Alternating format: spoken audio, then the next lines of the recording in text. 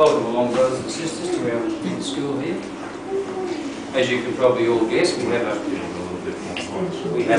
brand new student this evening, Brother Edward Hulskamp, and he's going to handle our Bible reading for us. And this is his very first talk on the school. So we're looking forward, Edward, to your reading. And he's going to be reading Job chapter 40 and verses 1 to 24. Okay, now you can come up.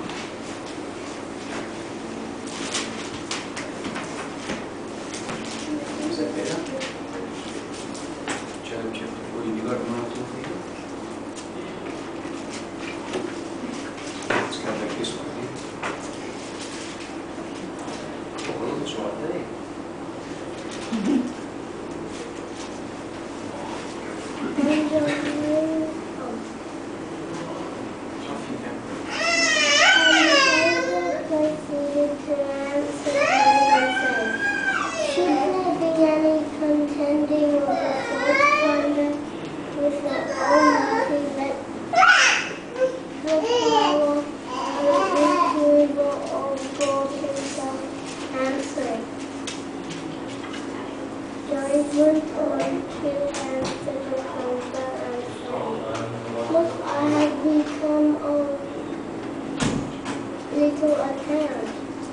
What shall I reply to you? My hand I have put on my mouth. Once have I spoken, and I will not answer, and twice, and I will not, and I will add nothing. And Jehovah went on to answer Job out of the windstorm and said, "Gird up your loins, please, like an able-bodied man. I shall question you, and you inform me. Really will you invalidate my justice? Will you pronounce me wicked in order that you may be in the right? Or do you have an arm like that of yours, of the true Lord, and a voice like his can make it thunder? Deck yourself, please, with superiority and highness, and dignity and splendor. May you clothe yourself. Let flow the furious outburst of your anger, and see everyone haughty and with him low. See everyone haughty, humble him, and tread down the wicked right where they are. Hide them together in the dust, bind their very faces in the hidden place. And even I shall commend you, because your right hand can save you. He now is behemoth that I have made as well as you. Green grass it eats, just as a bull does. He now its power is in its hips, and its dynamic energy in the tendons of its belly. It bends down its tail like a cedar. The sinews of the sides are interwoven. In its bones are tubes of copper. Its strong bones are like wrought iron rods. It is the beginning of the ways of God. Its maker can bring near his sword.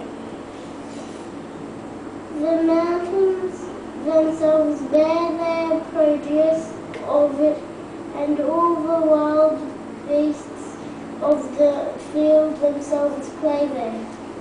Under the thorny lotus trees it lies down. In the concealed places place of reeds and the swampy place, thorny lotus trees keep it blocked off with their shadow. The poplars of the torrent valley surround it. If the river acts violently, it does not run in panic. It is contented,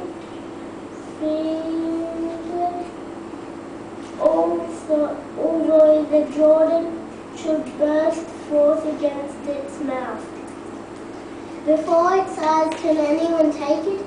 With snares can anyone bore its nose?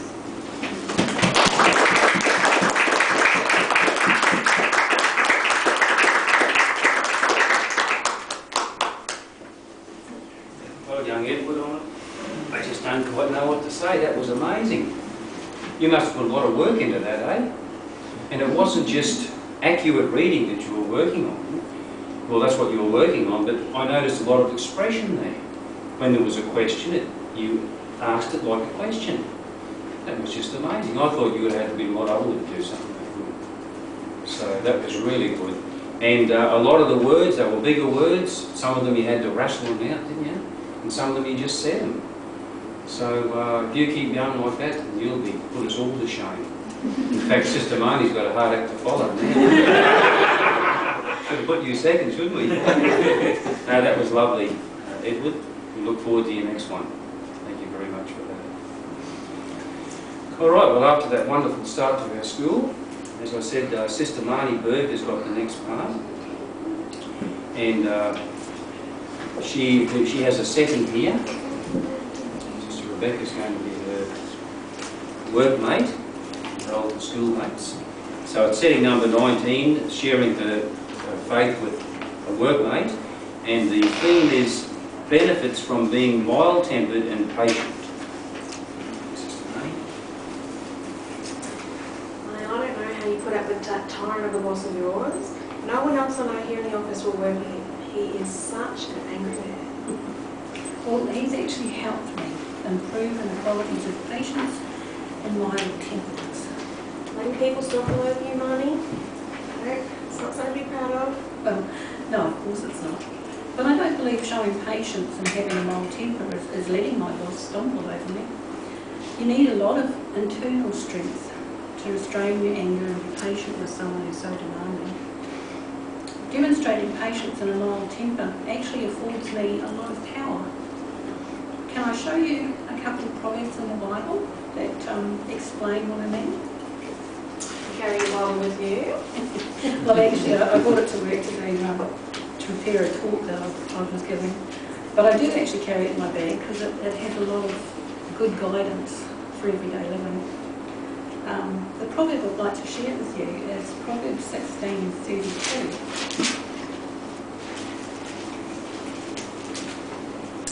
And it says there, he that is slow to anger is better than a mighty man, and he that is controlling his spirit than the one capturing a city. Now, this is because of three reasons. The benefits that result from showing these qualities. And the first of those benefits or results is in Proverbs 15 and verse 1. So if we control our temper and we're patient, it says there, an answer when mild turns away rage, but a word causing pain makes anger to come up. I know you've probably experienced that yourself. And another, or the second benefit that comes, it doesn't just turn away rage, but we can actually change the whole course or attitude of someone. I'd like to show you that in Proverbs 25 and verse 15.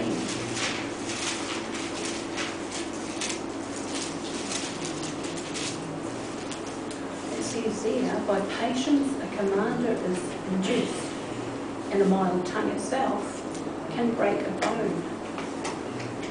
So, having diffused a hostile situation with a mild tongue and patience, you're now in a position to induce or persuade a change in attitude or a course of the other person. And I found it works really well with my boss. I know a lot of others have problems getting along with him, but I don't react to his fits of anger with anger, and it calms him almost immediately. And when he's angry with others, he's learned to trust my patience, and he talks to me about these things before he goes and loses his cool and makes a fool of himself by barking up the wrong tree. I think he's a lot less angry than he used to be. It has been a bit quieter in the office lately. The third and the most important reason to me for making an effort to be patient and mild-tempered is explained in Matthew 5:5. Would you like to read the scripture?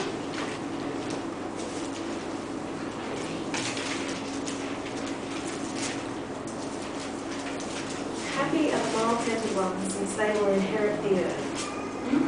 That's simple, but so true. So according to Christ, it leads to real happiness and God's approval. As we've read, he promises that those who cultivate these qualities will inherit the earth. Certainly a different way of seeing things. I've never heard it before. What else have you got in your Bible there?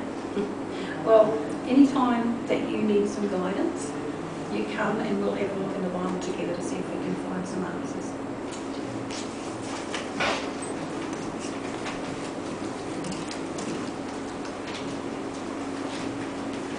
Thank you, sisters.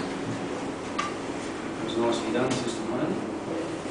It was a nice way that you approached the talk, your part, logical. You had the proverbs there, showed your colleague, not just a proverb, but some few personal experiences you've had, and the reasonableness of it. You could look at it and you could see why that would happen.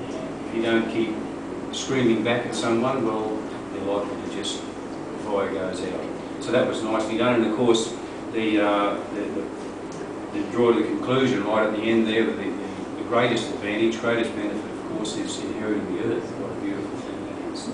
So that was nicely done, and you didn't know that you were working on warmth and feelings. We can't really mark you on that, but you did do a nice warm approach there.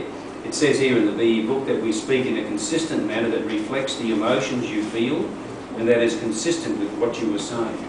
And that can be evident on your face and, of course, in your voice. So you shouldn't have too much trouble with that one. So we thank you very much for that. And that's all our school is this evening, because one of our students is not here. So what we might do is just maybe tune into the final talk of the school. Thank you, students and audience as well. Do you want to listen here or go out? God that Jesus believed in, wouldn't they? They would want to follow Jesus' commands, such as making disciples. If we have a look at Matthew chapter 10 and verse 22, it makes an interesting point that just believing in Jesus as their Saviour is not enough. Matthew 10 and verse 22 makes the point there that it is only those that endure to the end that get saved. So it means, of course, that faithfully sticking to Jesus' conduct, looking to him as our example. That concludes our school for this evening.